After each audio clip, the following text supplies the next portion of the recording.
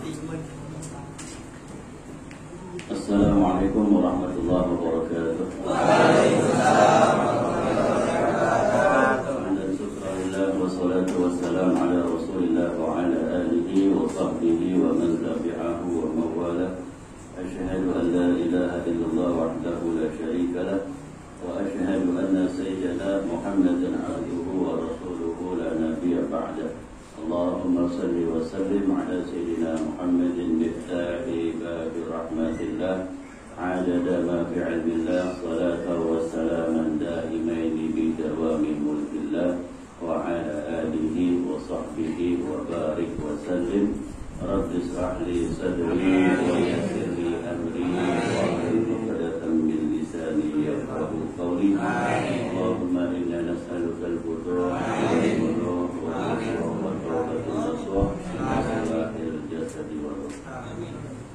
Sebelum kita mulai, mari seperti biasa kita baca sifat 20. Wujud qiyamah muhalafatul hawadisi qiyamu binafsi wadaniyah kudrati roda ilmu ayat sama wasakalam qadirun muridun alimun ayun sami'un basirun mutakalimun wujud di lambaqo muhalafatul hawadisi qiyamu binafsi wadaniyah kudrati roda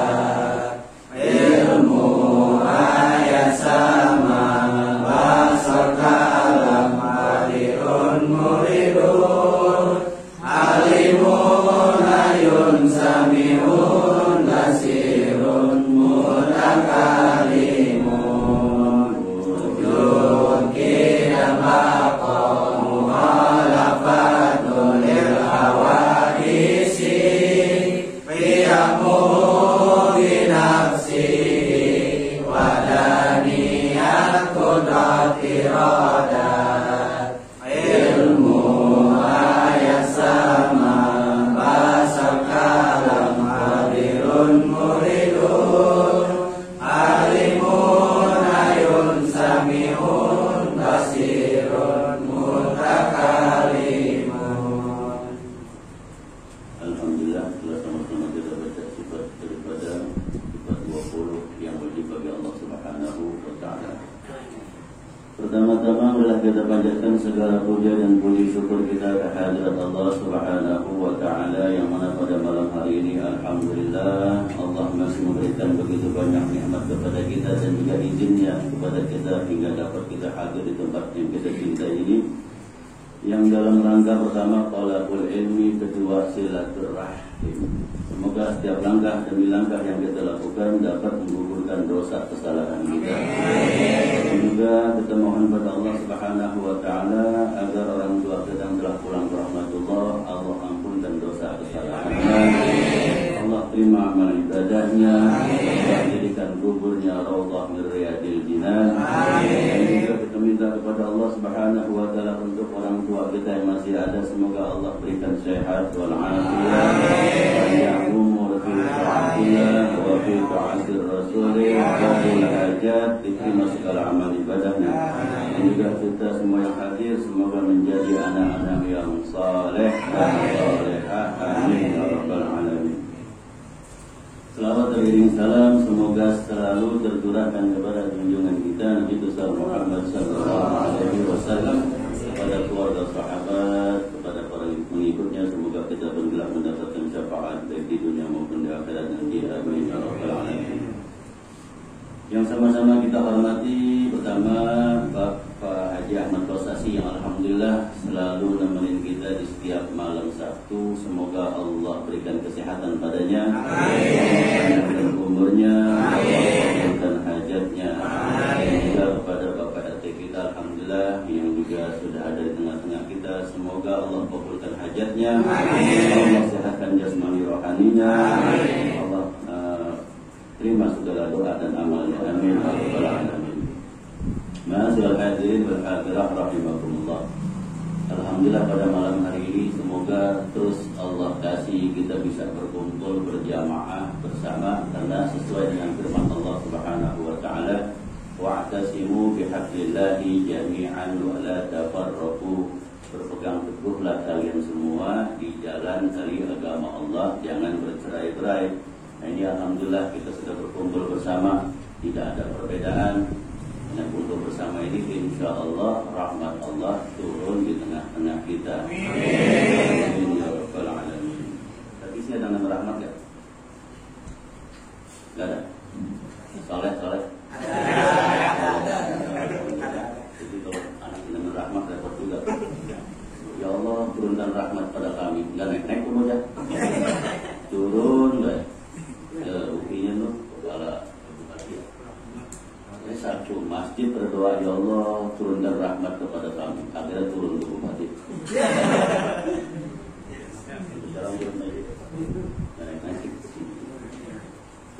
Ya semoga kita bisa pertahankan karena siapa lagi yang membangun wilayah kita ini kecuali kita semua yang ada di sini. Jangan dirusak, terus dihidupkan agama.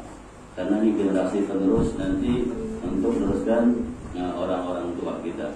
Ya alhamdulillah ada banyak kegiatan baik di sini, di antaranya seperti santunan yatim, ya. Santunan janda belum ada.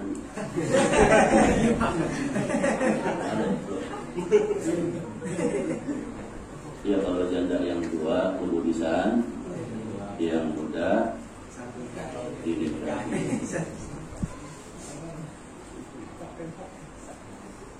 Ya alhamdulillah kita duduk di sini, semoga niat kita semua lillahi man hadara fi majlisil ilma. Siapa yang hadir di majlis ilmu afdalu min salati alfa raka'atin, lebih utama daripada salat sunnah 1000 rakaat. Pernah belum duduk di majlis ilmu dapat pahala salat sunnah 1000 rakaat? Kata saya alhamdulillah untuk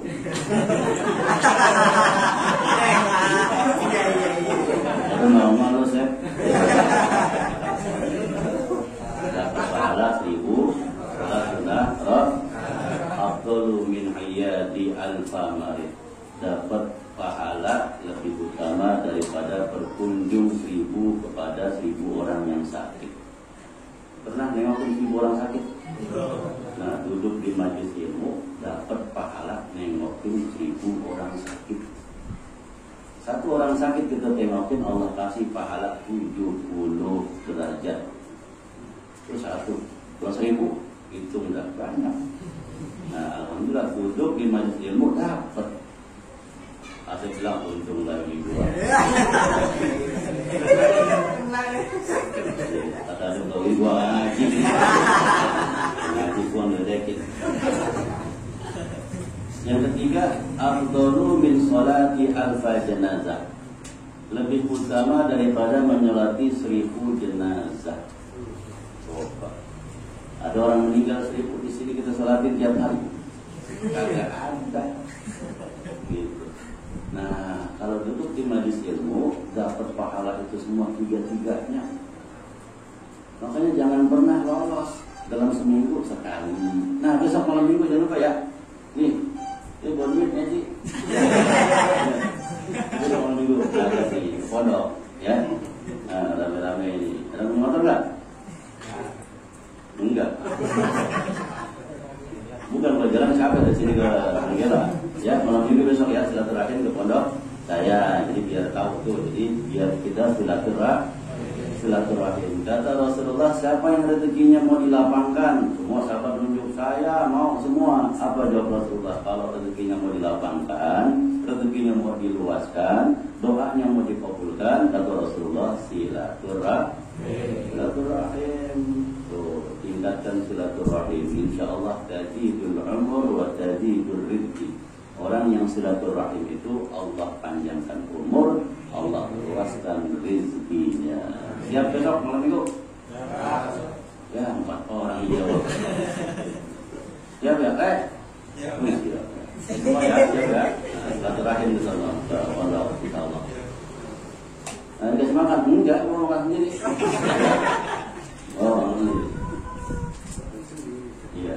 Nah, kembali lagi, jadi Allah kasih keutamaan bagi orang yang hadir di majelis ilmu, itu pahalanya seperti orang yang sholat sunnah 1000 rakaat. Kalau sholat sunnah 1000 rakaat kita nggak mungkin bisa, kecuali kalau kita pergi ke Madinah. Karena kalau sholat di Madinah, 1 rakaat sholat di Madinah itu sama dengan 10.000 rakaat. Itu sholat di Madinah. Pergi ke Madinah tidur gue di hotel, bukan sholat. Nah di Madinah itu sholat 1 rakaat sama dengan 10.000.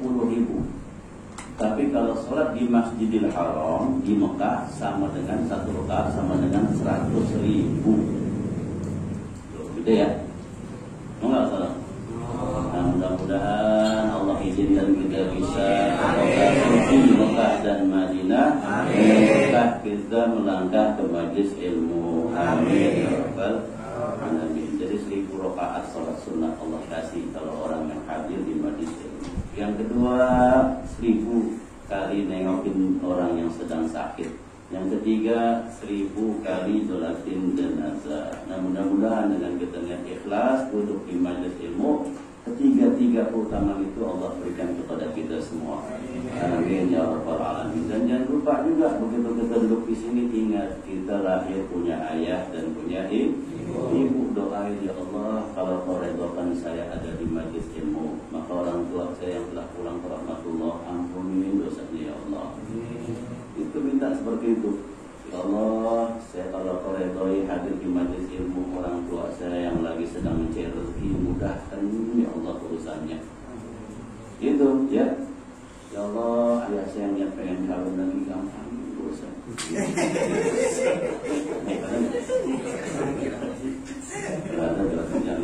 Jangan ngindar dari ibu di luar repot. Nanti protes ngaji bubar atau ngaji juga. Ya benar nih ngajarinya.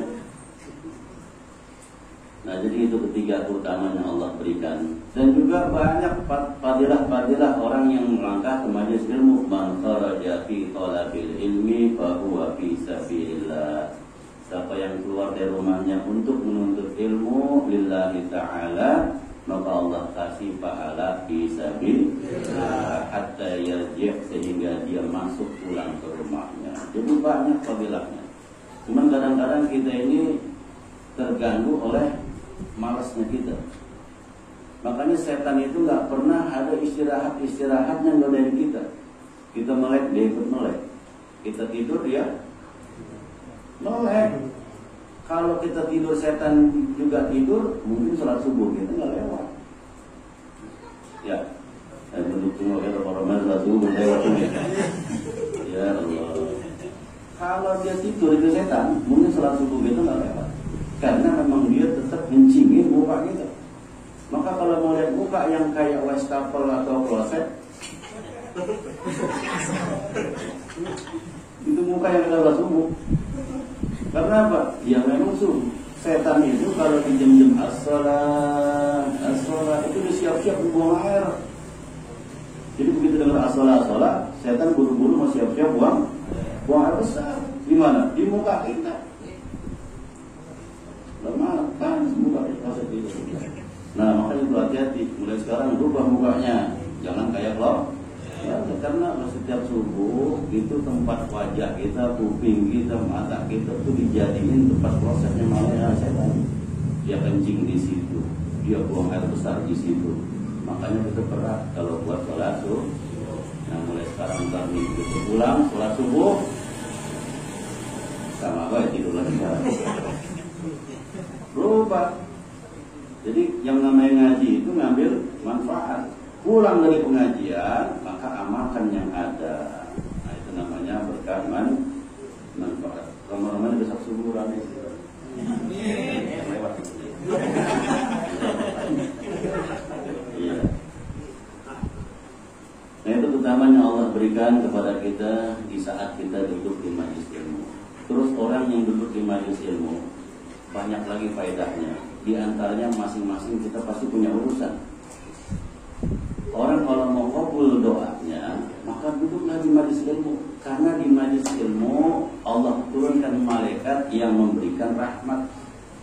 Setiap hamba Allah yang kumpul di majlis ilmu, yang di dalamnya diutarakan ilmu-ilmu tentang agama dan juga baca salawat kepada Nabi Muhammad, itu malaikat angkat tangan doa buat orang-orang yang ada di majlis ilmu. Umpama yang rumah tangganya sekarang belum punya anak, angkat tangan, ya Allah, kalau kau beri berkah hamba duduk di majlis ilmu, maka berilah hamba keturunan yang soleh dan soleh. Ada lagi yang sekarang belum kawin-kawin, duduk di majlis ilmu, ya pelancong udah lama, kawinnya orang lain. Doa, ya Allah, kalau terima saya duduk di majlis ilmu, gampangkan jodoh saya, ya Allah. Ya Allah yang soleha. Ini dapat, ada nama kawin lah, nggak nama ngaji lagi, bocah. Nah, jadi tempat majlis ilmu itu tempat kita perlu besar kepada Allah Subhanahu wa Ta'ala. Begitu kita dapat ilmu, begitu kita doa, minta. Yang kerja sekarang melamar belum diterima-terima, ya minta Allah Ta'ala. Yang usahanya pada mandek, yang sekarang ditinggal bini belum kawin lagi. Oh, dengar ya. Saya dengar. Doa Allah supaya Allah datangkan lagi gitu.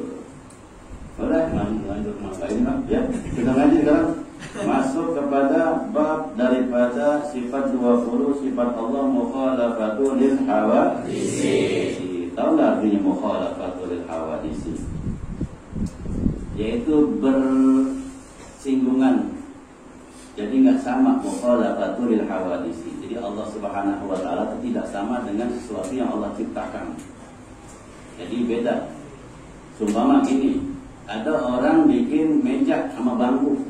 Kira-kira yang tukang bikin meja sama bangku mukanya sama nggak sama meja? Sama?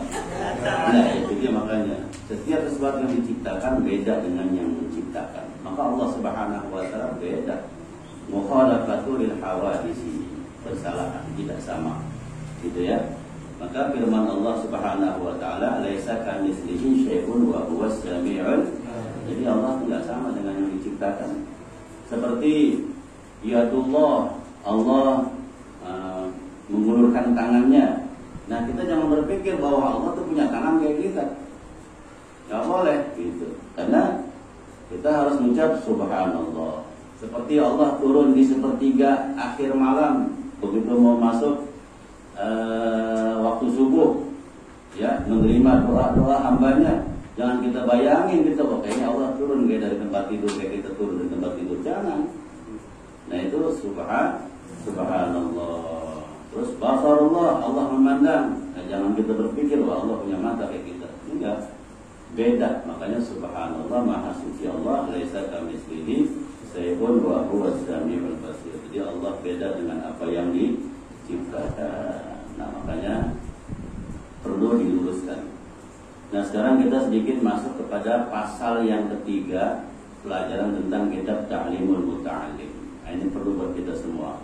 Di sini pasal yang ketiga ini faslun fi ikhtiyaril ilmi. Pasal bagi seseorang memilih dalam menuntut ilmu. Jadi ilmu yang dipelajari itu harus dipilih. Yang mana ilmu yang harus dipelajari? Yaitu ilmu yang Allah ridhai. Karena ilmu ada dua, ilmu yang Allah ridhai dan ilmu yang tidak Allah ridhai. Nah ilmu yang Allah ridhai, ilmu yang seperti apa? Seperti kalau kita belajar ada fardhu ain, ada fardhul kifayah. Nah fardhul ain pun terbagi dua. Ada fardhul ain untuk sekarang, ada fardhul ain untuk akan datang.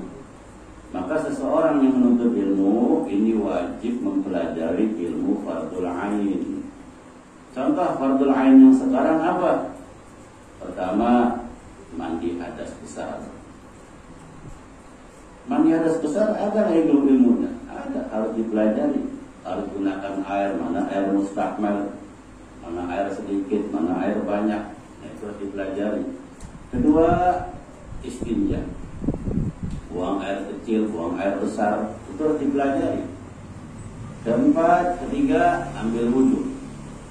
Ambil wudhu itu ilmu yang sekarang harus dipelajari.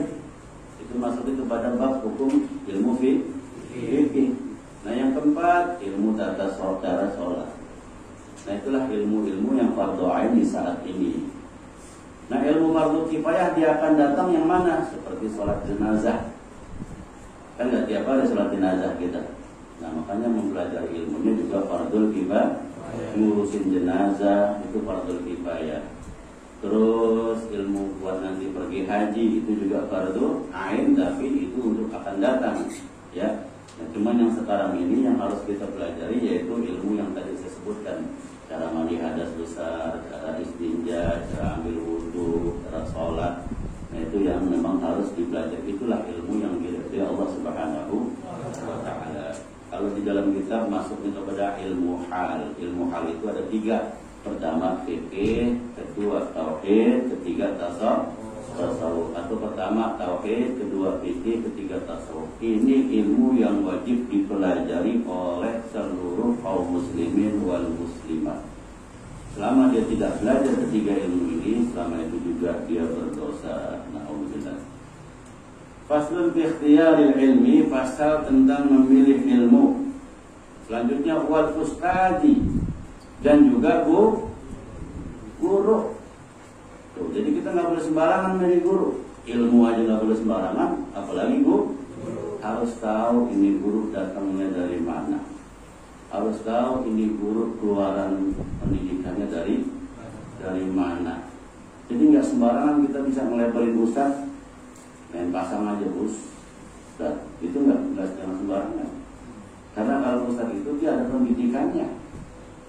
Sama orang begitu keluar ada titelnya insinyur. Ya kira-kira kita kagak sekolah insinyur pakai titel insinyur boleh nggak? Jadi ada pendidikannya.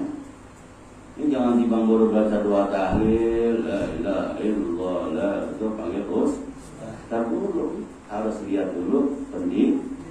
Karena ilmu itu nggak boleh sembarangan. Ilmu itu ada sanadnya, harus jelas. Ini nggak sembarangan. Nah, kalau udah tahu pendidikannya, ustadz seperti apa yang harus dijadikan guru? Yaitu seorang ustadz, seorang guru yang memiliki akidah ahlus sunnah wal jamaah, yang mengikuti akidahnya kepada Imam Al-Asy'ari dan fikihnya mengikuti kepada 4 mazhab, Imam Hanafi, Imam Maliki, Imam Syafi'i, Imam Hambali. Jadiin dia guru. Tuh, jadi nggak sembarangan, harus jelas dulu. Karena kalau salah-salah kita memilih guru, takutnya khawatir kita masuk golongan-golongan yang memang belajar ngajarin benci sama orang. Ada nggak orang kalau ngajarin sudah benci sama orang? Banyak. Apa itu yang kita mau ikutin ke guru? Yang akhirnya cuma ditanamin kita belajar supaya benci orang. Datang belakang dulu kan nanti ada lucu-lucunya kok serius ya gantian ntar lucu lagi ntar serius gitu ya. Nah itu makanya tuh kalau kita belajar ngaji sama orang yang busuk bahaya kan kita diajarin busuk. Contoh diantaranya ada nggak orang yang suka ngapir-ngapirin orang, bid'ahin orang ada nggak, musik-musikin orang ada nggak? Nah itu jangan ikutin. Gitu. Ngaji, begitu ngaji baru sebulan, 2 bulan, setahun begitu datang sholat kemarin orang pada sholat subuh pakai kunut langsung berteriak ini bid'ah. Masya Allah orang sudah subuh pakai kunut dibilang bid'ah. Orang kalau dibilang bid'ah, kullu bid'atin dhalalah wa kullu dhalalatin finnar. Setiap yang bid'ah itu sesat, setiap yang sesat itu tempatnya di neraka. Masa orang habis sholat subuh masuk neraka? Ya, benar nggak? Nah makanya ikut-ikutan kayak gitu. Yang gampang musyrikin orang, gampang bid'ahin orang, gampang sesatin orang. Begitu ada yang meninggal tahlilan dibilang syirik.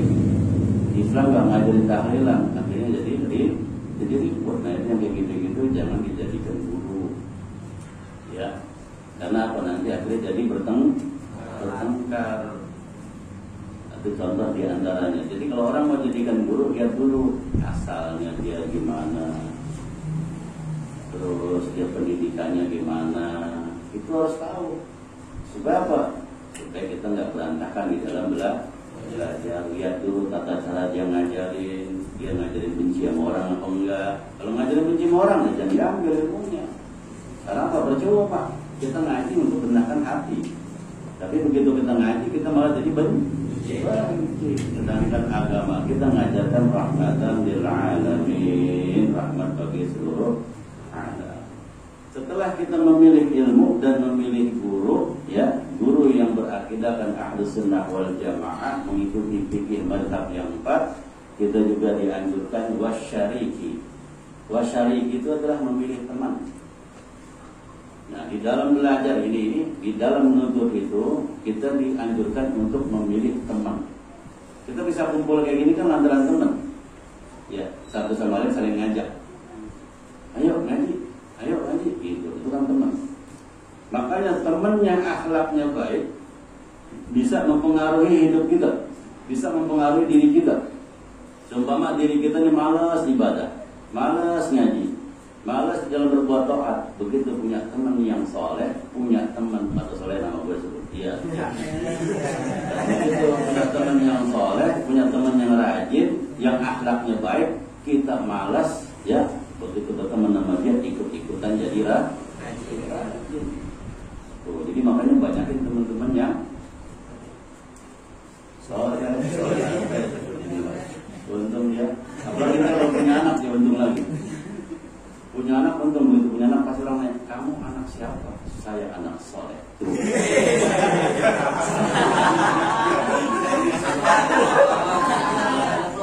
Kakak namanya siapa? Maksud namanya ditanya, kamu anak soleh baik. Cuma surga anaknya. Nah jadi itu, jadi memilih teman. Jadi kita malas, ya. Kita malas nggak taat, punya teman akhlaknya baik, ikut-ikutan kita jadi rajin. Kitanya rajin, kita taat. Begitu punya teman yang akhlaknya kurang baik, nggak baik lagi, udah itu akan menghilangkan sifat rajin dan baik kita. Lantaran kita berkumpulnya dengan teman-teman yang akhlaknya buruk. Bukan berarti kita memilih teman, enggak. Kalau memang punya teman yang akhlaknya buruk, kita jangan benci. Kita doain, ya Allah, kasih hidayah padanya. Kasih hidayah ya Allah, semoga dia selamat. Begitu. Ya, ajakin, jangan bosan-bosan, ajakin untuk ngaji. Jadi enaknya di agama kita itu, seumpama kita nggak bisa ngajar. Mungkin kayak saya ini keterbatasan ilmu, kita pengen dapat pahala ngajar. Caranya gimana? Ajak orang datang di majelis ilmu. Maka siapa yang ngajak orang datang ke majelis ilmu, maka orang itu yang ngajak dapat pahala orang yang ngajar. Tuh enak, ya. Jadi double. Kita juga dapat, kita ngajak orang juga dapat. Sebaliknya, kalau kita hidup ini pernah ngajarin orang berbuat nggak baik, maka selama dia berbuat nggak baik, terus kita dapat dosanya. Nah, kalau memang kita pernah ngajarin orang berbuat nggak baik, ya temuin teman kita, kasih tahu, mohon maaf ya, waktu itu saya ngajarin nyolong anu. Sekarang jangan nyolong anu. Nyolong apa? Murah ada gedean bang rampok. Sama aja cuma ya. Nah, jadi kalau memang pernah kita ngajarin nggak baik, sekarang temuin teman kita, udah dah, yuk kita tobat dan bareng-bareng, ya. Kita keburu kiamat, kita malah belum kawin, kita dah tobat. Nah, udah tobat, udah doa Allah Taala. Nyampe malaikat Israel, alhamdulillah. Silakan berburuan. Nah, kalau tobat terus benar jalannya, nyampe malaikat Israel, masya Allah, selamat kita. Karena kita mungkin berpikir sekarang nih, wah hidup kita ntar ke depan gimana nih ya. Ntar kalau umur 30, 35 saya kawin, punya anak, punya istri, punya rumah, belum tentu nyampe. Keburu malaikat Israel nyampe. Selesai. Makanya jangan tinggalkan amal ibadah. Karena setelah ini hidup, ada alam yang sangat panjang. Di alam barzah aja itu dari zaman Nabi Adam sampai sekarang belum selesai. Ya, zaman kakek-kakek kita sampai sekarang masih di alam barzah. Kita begitu kita nyusul pun sama di alam barzah. Belum di alam yang namanya alam akhirat. belum di alam yang namanya alam syafaat, belum di alam yang namanya alam hisab, belum di alam yang namanya jalan sirat. Ya Allah, itu ribuan tahun lagi. Maka jangan disia-siakan hidup saat ini, ya. Berbuat baik terus. Ibadah sekarang, mulai sekarang, ya. Kita masuk di tahun Hijriyah yang 1442, tahun baru. Isi sekarang, kita harus hijrah. Kalau zaman Rasulullah, hijrah bukan hanya hati, bukan hanya perbuatan, semuanya, anggota tubuhnya, harta bendanya. Nah sekarang hijrah kita, dari yang tadinya kita nggak mau rajin ngaji, sekarang harus rajin ngaji. Yang tadinya kita nggak mau ibadah, sekarang kita harus ibadah. Ingat gitu, kita harus hijrah. Jangan sampai nanti begitu kita pulang ke rahmatullah, nyesal kita, nggak bawa apa-apa. Nah selanjutnya, wayam bagi di talibil ilmi, maka mesti bagi seorang penuntut ilmu, ayyahtara min kulli ilmin ahsana. Dia harus memilih daripada setiap ilmu yang baik. Wa ma yahtaju ilaihi fi amri dinihi, yaitu ilmu yang berhubungan dengan agamanya. Maksudnya apa yang berhubungan dengan agamanya? Kayak tadi ambil wudu, sholat, itu yang berhubungan dengan agama yang akan kita lakukan setiap hari. Maka siapa yang berbuat amal, faqul man bi ghairi ilmi a'maluhu marhudatun la tuqbal. Siapa yang berbuat ibadah tidak didasari dengan ilmu pengetahuannya, maka ibadahnya ditolak Allah Subhanahu wa ta'ala. Fil hali, pada keadaan sekarang ini, tsumma ma yahtaju ilaihi fil ma'al. Kemudian seseorang setelah belajar ilmu yang saat ini, dia harus mempelajari ilmu yang saat akan datang. Yang tadi saya bilang fardhu kifayah, itu ilmu yang akan datang. Wa yuqaddimu ilmu tauhid. Maka orang yang belajar ilmu itu harus mengutamakan yang pertama belajar ilmu tauhid. Ilmu tauhid itu wa ya'rifallaha ta'ala, untuk mengenal siapa yang disembah, yaitu Allah Subhanahu wa ta'ala. Bid dalil, dengan dalilnya tadi yang saya ungkapkan, mukhalafatul lil hawadisi, dalilnya laisa kamitslihi syai'un wa huwa samiul. Fa inna imanal muqallidi, karena sesungguhnya orang yang beriman yang bertaklid, rata-rata kita nih imannya bertaklid. Gitu ditanya, iman gak sama Allah? Iman. Kenal gak sama Allah? Enggak. Nah itu namanya iman bertaklid. Itu masih sah, sahihan indana, sahih di kalangan ahli sunnah wal jamaah.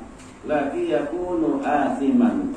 Tapi orang yang bertaklid tadi, dia beriman pada Allah, dia gak kenal Allah yang mana, itu dia hukumnya dosa. Kenapa dosa? Bitarkil istidlal, karena dia nggak mau belajar. Maka kita harus belajar tentang ilmu tauhid yang tadi kita sebut, wujud dan baqa. Nah itu ilmu tauhid, gitu ya. Bukan membatasi sifat Allah. Sifat Allah banyak, tak terhingga, nggak bisa dihitung. Tapi yang wajib diketahui bagi kaum muslimin laki dan perempuan adalah yang wajib ada 20. Sama seperti Nabi ada 114.000. Kita nggak kenal, nggak apa namanya apa-apa. Cuman yang wajib diketahui ada 25. Maka wajib hukumnya bagi setiap kaum muslimin wal muslimat kenal dengan nabinya. Ya, yang 25 itu. Begitu ya kita pada 114 ditambah suhuf, maka yang wajib kita ketahui ada 4, Jabur, Injil, Taurat, masing-masing kita harus tahu. Jabur ke Nabi siapa, Taurat ke Nabi siapa, Injil ke Nabi siapa, Al-Quran ke Nabi siapa. Itulah yang namanya tentang akidah, supaya kita tidak nyasar di dalam beragama. Nah, ini keterangan daripada kitab Ta'limul Muta'alim tentang memilih guru, memilih ilmu, memilih sahabat, wasabati alaihi. Dan orang yang menuntut ilmu itu juga harus tabah, harus sabar, harus tekun, harus ulet. Kan ada tadi ngaji yuk karisma, ya insya Allah kalau nggak hujan, begitu ada ya. Berarti nggak tabah. Yang menuntut ilmu mau hujan nggak agama, wajib gitu. Bisa hujan peluru di Palestina ngaji tetap. Itu baru timbang hujan air, rintak-rintik gitu ya. Terus hujan roket gitu. Nah makanya hukum ngaji itu wajib. Nah mulai sekarang kita wasabati alaihi, jangan pernah lemah, jangan pernah malas, Jadi harus tangguh, harus teguh, harus sabar di dalam belajar. Tuh, kita sebut juga namanya. Itu pengen yang soleh. Jadi harus teguh gitu. Nah, mudah-mudahan setelah kita pulang dari sini, kita berkumpul bersama ini, Allah berikan kebaruan iman kepada kita. Tambah mantap, tambah yakin. Dan kita hidupkan majlis ini setiap malam Sabtunya, supaya terus Allah turunkan berkah rahmat buat daerah kita semua. Karena ini juga termasuk aset buat lurah Lumajang, terutama aset buat RT. Kalau jamaah anak-anak muda remajanya menjadi remaja anak muda mudi yang soleh dan solehah, yang bagus nama siapa? RT luar biasa Allah, bukan main keberkahannya. Luar biasa. Gitu. Apa ya namanya, masyarakatnya gitu luar biasa, agamis semua. Nah, sini rajin-rajin anak mudanya luar biasa di bawah kepemimpinan RT gitu. Masya Allah, ke bawah RT. Begitu remajanya rusak, ini owner itu owner, masya Allah, narkoba di mana-mana. Siapa lagi disalahin? Lingkungan lagi, emang RT-nya itu, RT lagi baik. Ya Allah, kesian. Jadi udah lagi nyari aja dia. Iya. Dapat jelek mulu dari warga. Tapi kalau warganya begitu, masya Allah, begitu soleh-soleh semua, itu RT wangi namanya, luar biasa. Mudah-mudahan ya kita kesian juga sama RT kita, ya bangun ini wilayah, ya supaya kita maju bersama-sama. Terus yang namanya kita berkumpul itu pasti ada perbedaan. Nah, cuman perbedaan itu jangan jadikan perpecahan. Perbedaan itu jadikan kita musyawarah untuk mufakat, untuk bersama. Satu masalah kalau kita kumpul kepala ada 10, insya Allah masalah menjadi ringan. Tapi kalau satu masalah cuma satu kepala doang yang mikir muter mumet nggak kelar-kelar, makanya kita berjamaah berkumpul. Pertama diantaranya jaga lingkungan supaya aman, kedua jaga ketertiban, ketiga jaga kebersihan. Ini salah satu membantu program daripada RT kita. Mudah-mudahan bisa berjalan dengan sebaik-baiknya ke depan. Insya Allah kita ketemu lagi di malam Sabtu yang akan datang. Dan kalau ada waktu insya Allah besok hadir di pondok pesantren di Sukmaja ya. Ya, insya Allah sehat walafiat. Mari kita tutup dengan suratul Fatihah. Semoga Allah berikan kita kesehatan walafiat, umur berkah yang panjang, bitaatillah. Allah kabulkan hajat kita, Allah berikan kepada kita ilmu berkah manfaat, Allah mudahkan diri rezeki kita. Ala hadirin ya wali kulli niyatin salihah wa ila hadratin nabi bisirul Fatihah. Alhamdulillahi minasyaitanir rajim. Bismillahirrahmanirrahim. Alhamdulillahi rabbil alamin. Arrahmanir rahim. Maliki yaumiddin. Iyyaka na'budu wa iyyaka nasta'in. Ihdinas siratal mustaqim. Siratal ladzina an'amta 'alaihim ghairil maghdubi 'alaihim waladdallin. Ya Rabbana ta'ala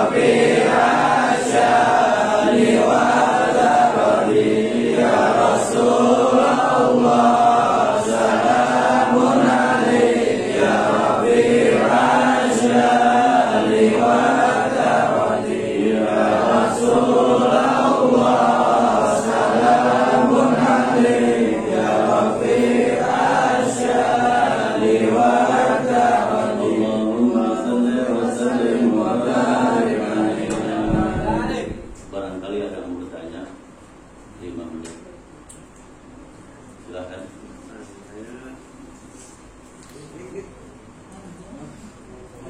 Iya.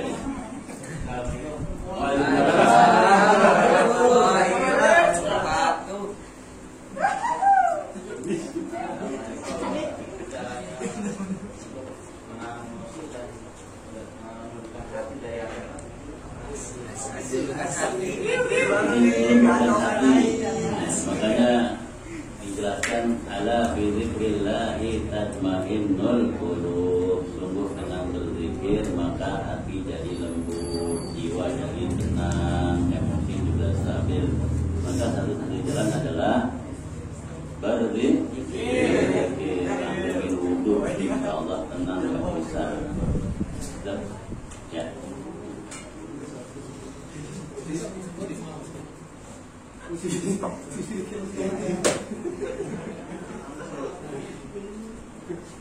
Jadi seperti ada apa? Boleh istighfar atau Al-Quran, boleh baca selawat, boleh. Terserah, yang penting menghidupkan hati.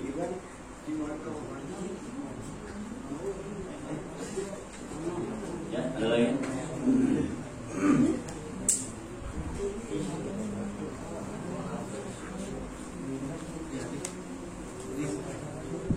Silakan. Wajib ya.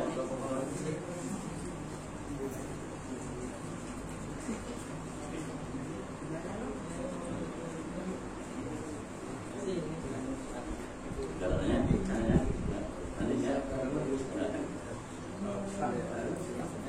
Iya.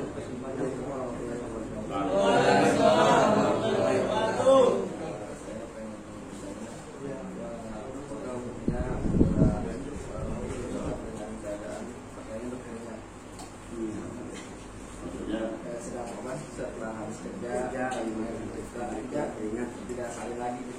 Iya. Tidak berjalan. Iya. Ini pertanyaan bagaimana apabila orang sholat tapi kondisi bajunya berkeringat. Iya. Kalau dia punya salinan lebih baik dia salin. Yang pertama ya. Kalau darurat dia kerja nggak bawa salinan tapi bajunya penuh keringat. Yang penting tidak kena najis, gitu ya. Kalau bajunya kena najis, walaupun bersih nggak sah.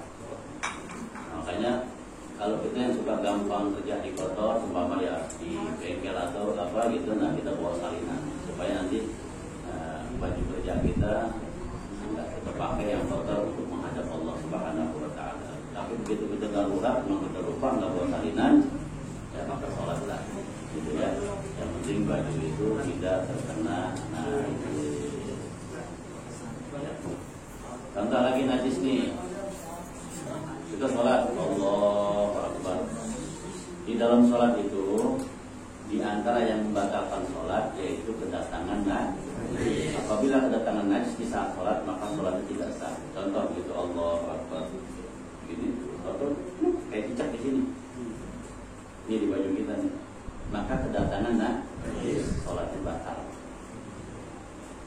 Sholatnya batal, batalin sholat kita karena batal kedatangan najis. Main cuci, main. Wudu kita batal nggak? Nggak. Ya, jadi yang membatalkan sholat kedatangan najis. Wudu kita batal apabila kita kenyut sama kencing atau menyentuh kulit yang bukan mahram. Nah itu wudu batal. Nah, maka begitu sholat kedatangan najis, walaupun pakaian kita bersih, dicap ke sini kotorannya, maka sholat kita batal karena kedatangan najis. Suci. Oke, yang najisnya aja, gitu. Iya, alirin air, yang penting air yang ngalir. Misal di sini, alirin, udah alir udah, nah itu udah, nggak usah wudu lagi, bahas sholat. Allah, jatuh lagi jejak, udah matiin jejaknya. Oh iya, ini ngerti ya, coba ini jejak. Jangan terlebih, Makanya kalau sholat kita lihat, sama seperti sejadah. Maka sejadah kalau habis pakai sholat gulung nih, gitu. Takutnya jangan dicicak berak di tempat sejadah, pas tempat sujud. Maka tempat sujud apabila ada najisnya sholatnya tidak sah. Ya.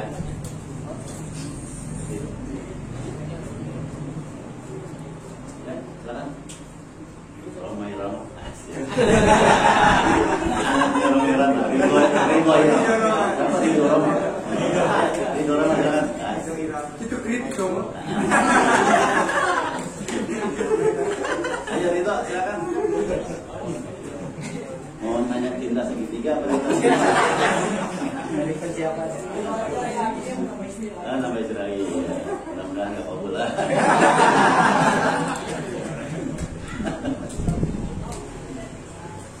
Satu lagi silakan. Nanya tentang tadi kayak bagus dua sholat. Ya semua pertanyaan bagus. Cuman yang ada materi lagi silakan. Satu lagi dah. Satu dulu ingin apa dia? Oh nggak ada, dah. Kira kita nggak makan dulu mah nggak ada. Makan ada.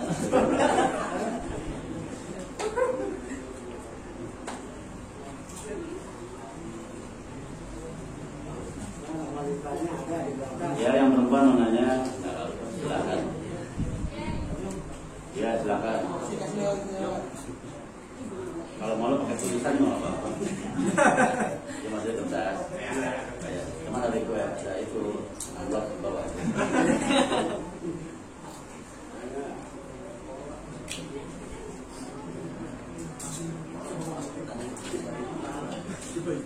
Ya ayo coba ya perempuan udah ditutup nih.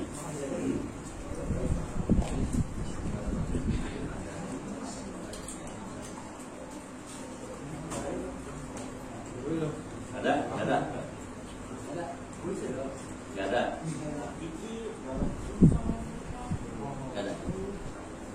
Jadi kalau nggak ada yang bertanya, nggak ada ya, nggak ada. Sudah kita tutup, ya. Jadi kurangnya saya minta maaf yang seluas-luasnya.